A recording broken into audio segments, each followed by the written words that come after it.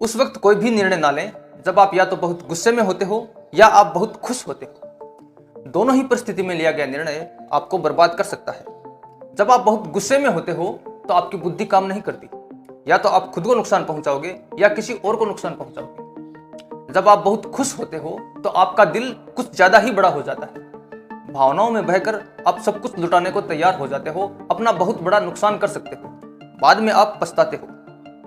दोनों ही परिस्थिति में कोई डिसीजन ना लें।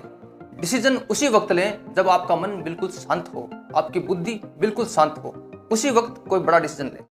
आपके जीवन में आपका सबसे बड़ा दुश्मन आपका खुद का माइंड है। आपको सबसे ज्यादा तकलीफ देने वाला भी आपका माइंड ही है, आपको किसी और की आवश्यकता नहीं है।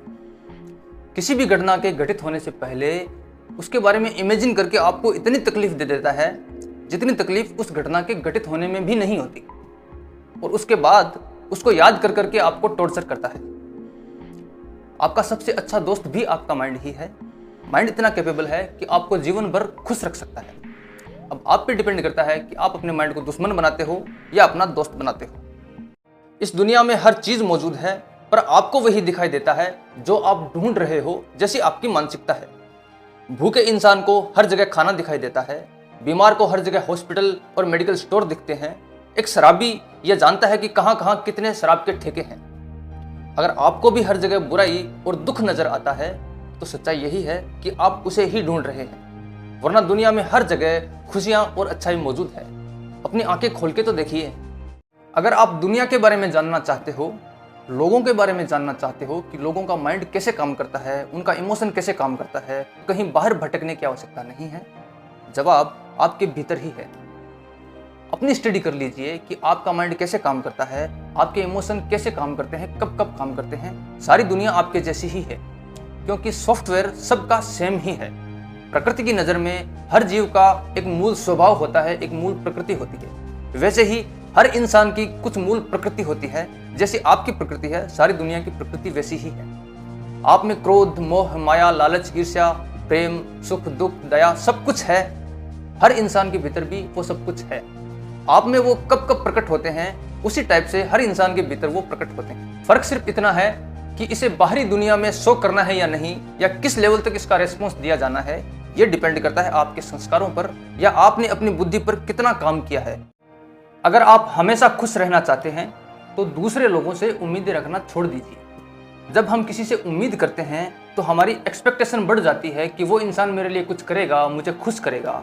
हमारी आशाएं बढ़ जाती है, फिर हम निराश होते हैं। कोई भी किसी की उम्मीद पूरी नहीं कर सकता, कोई किसी की एक्सपेक्टेशन पूरी नहीं कर सकता।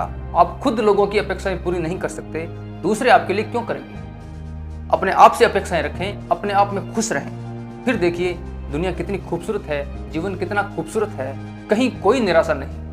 आपका जीवन किस दिशा में जाने वाला है, ये डिपेंड करता है आपकी संगत पर, कि आप किन लोगों के बीच में अपना समय बिताते हो।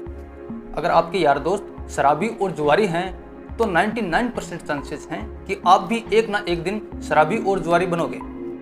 अगर आप उन लोगों के बीच समय बिताते हैं जो जीवन के प्रति पॉजिटिव नजरिया रखते हैं, जीवन में सक्सेस होने के बारे में सोचते हैं, हमेशा एक दूसरे को मोटिवेट करते रहते हैं, तो पूरे चांसेस हैं कि आप एक ना एक दिन सक्सेस हो जाओगे।